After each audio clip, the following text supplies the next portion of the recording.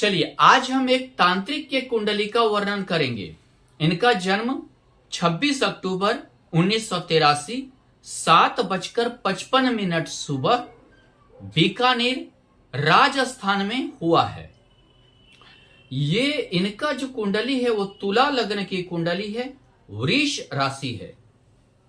लग्न में नीच का सूर्य और यानी तुला का सूर्य नीच का होता है, उच्च का शनि, तुला में शनि उच्च का होता है, साथ में बुध भी स्थित है। सबसे पहली बात क्या है, शनि और सूर्य का स्थित होना। जब भी शनि और सूर्य का स्थित होता है तो पिता से वैचारिक मतभेद करवाता है, पिता संबंधी दिक्कत भी देता है, पिता को बीमारी रोग इत्यादि होने का योग बनता है। यह पिता से वैचारिक मतभेद बहुत ज्यादा होता है, मनभेद नहीं कह सकते, मतभेद रहता है। दूसरी बात, जब भी मैंने ऐसे कुंडली को देखा है, सूर्य और शनि का युति जो है वो सामाजिक जुड़ाव की ओर ज्यादा ले जाता है, सामाजिक कार्य की ओर ज्यादा ले जाता है। तो तांत्रिक भी किसी का कष्ट दूर करने के लिए कोई आते हैं, कोई करते हैं, यानी सामाजिक कार्य से जोड़ देता है। लेकिन यहां सूर्य नीच का है, अगर देखें तो एकादशी होकर सूर्य नीच का है, यानी कि यश का थोड़ा सा, यश कीर्ति का थोड़ा कमी देता है।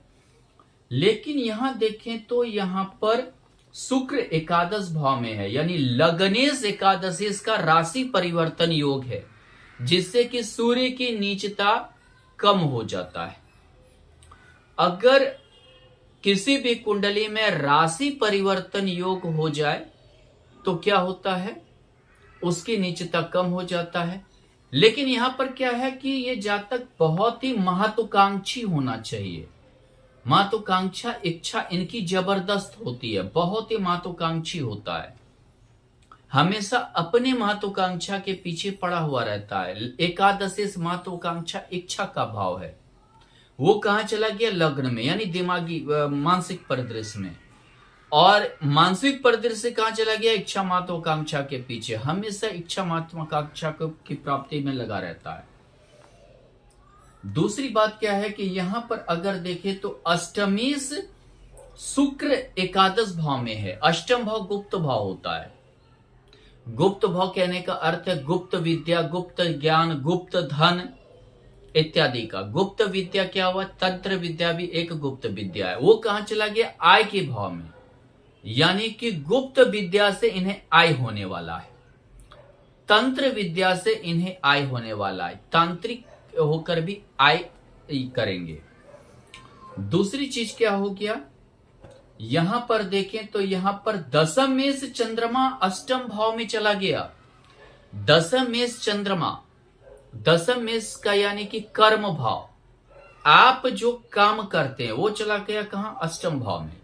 जब भी किसी का दशम मेष अष्टम भाव में रहता है, किसी बच्चे का, तो हम लोग सलाह देते हैं वैज्ञानिक बनेगा, रिसर्च करेगा, भूगोल शास्त्र पढ़ाइए, धरती के अंदर क्या है वो चीज का नहीं किसी को पता रहता है, ऐसा कोई पढ़ाई पढ़ाइए। यानी कि ज्योतिष भी जो है एक गुप्त विद्या है, तंत्र विद्या भी गुप्त विद्या है। कर्मेश अष्टम में आ गया, इसी के लिए तंत्र विद्या की ओर गया। ऊपर से क्या है, वहां राहु भी स्थित है। राहु छाया ग्रह है, छाया भूत प्रेत जो भी हैं, शमशान जाता है तो शमशान भी क्या है, एक छाया ही है। समझिए कि वहां तो जो भी लाश है वो जल गया, तो छाया भूत प्रेत जो भी है, तो इस चीज की ओर ज्यादा ये किया। राहु नीच कर्म करवाता है। अगर हम देखें तो शमशान कोई सामान्य आदमी जाकर नहीं बैठते हैं शमशान में, क्या बोलता है, डर लगता है। लेकिन राहु अष्टम भाव में उसे चांडाल का दर्जा दिया गया है, शमशान में रहने वाला चांडाल का दर्जा, अगर पुराने ज्योतिष को देखें तो। यानी कि इसलिए ये प्रेरित हुए तंत्र विद्या की ओर। चंद्रमा और राहु ये अष्टम भाव में, हालांकि इसको ग्रहण योग भी बोलते हैं, चंद्रमा राहु का युति होना, तो ऐसे में लेकिन जो है ये प्रेरित किया कहां, गुप्त विद्या की ओर, तंत्र विद्या की ओर। राहु नीच अगर यहां पर है, इसी के लिए भूत प्रेत का पूजा आदमी करता है। अगर कोई ग्रह अच्छा रहता है तो वो अच्छे देवी देवता का पूजा करता है। कोई जैसे मंगल रहता है तो दुर्गा का करता है, शक्ति की देवी का करता है। गुरु रहता है तो ज्यादातर विष्णु का पूजा करते हैं व्यक्ति। सूर्य महादेव का करते, ऐसे जो है यहाँ राहु नीच देवी देवता, जिसे भूत प्रेत कह सकते हैं आप, उस टाइप का पूजा की ओर आकर्षण किया। अब चलते हैं सूर्य शनि का युति। यहाँ सूर्य शनि को देखें तो यहाँ पर पंचमी चतुर्थी से होकर लग्न में है, यानी कि कहीं रहने का बसेरा मुफ्त का खोजेगा, मुफ्त का बसेरा खोजेगा। कोई जैसे कि दे दिया अपना जगह, रहिए बाबा आप यहाँ पे। तो दूसरी चीज क्या है कि यहाँ पर अगर देखें तो गुरु भी देख रहा है, गुरु केतु के साथ है, तो धार्मिक नेचर तो गुरु करता ही है। केतु भी धर्म की ओर ले जाता है, द्वितीय भाव में है, यानी कि यहाँ देखें तो तृतीय होकर और षष्ठी होकर, तो इसी के लिए जो है धर्म की ओर प्रेरित किया, और उसका भी अष्टम भाव पे दृष्टि है, तो यानी इसलिए जो है इन सब चीजों की ओर लगा रहा। दूसरी चीज अगर हम यहाँ देखें तो यहाँ पर चंद्रमा मृगशीरा नक्षत्र मंगल के नक्षत्र का है। मंगल कहाँ है? शुक्र के साथ एकादश भाव में। चंद्रमा जिसके नक्षत्र में अष्टम भाव में, वो एकादश में है, यानी आय करवाएगा। क्या चीज से? तंत्र विद्या से, यानी कि सही रूप से सामाजिक सेवा तो नहीं कह सकते हैं इसे, समाज भले जुड़ जाएगा, लेकिन ये आय के दृष्टिकोण ज्यादा रखते हैं। दूसरी चीज क्या है कि यहाँ बुध को देखें तो द्वादश होकर बुध भी चित्रा नक्षत्र मंगल के नक्षत्र का है।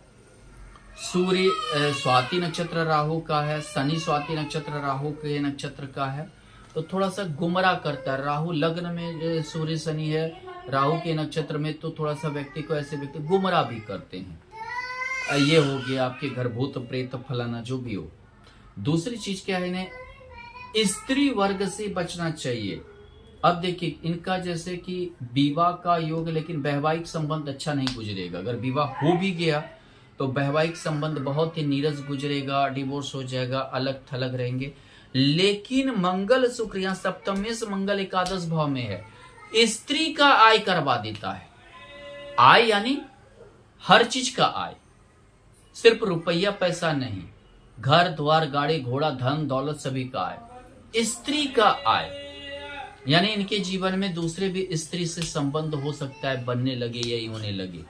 मंगल शुक्र थोड़ा सा जो है समझिए कि उत्तेजना वाला ग्रह है। स्त्री के पीछे थोड़ा सा पागल हो जाना, इन्हें थोड़ा बचना चाहिए। स्त्री वर्ग से खास करके बचना चाहिए, उनके पीछे पागल नहीं हो जाना चाहिए, नहीं तो नाम बदनाम वगैरह के भी योग बनेंगे।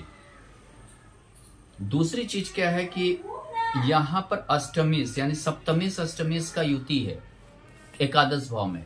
सप्तम स्त्री, अष्टम बदनामी, तो वो बदनामी इन्हें दे सकता है।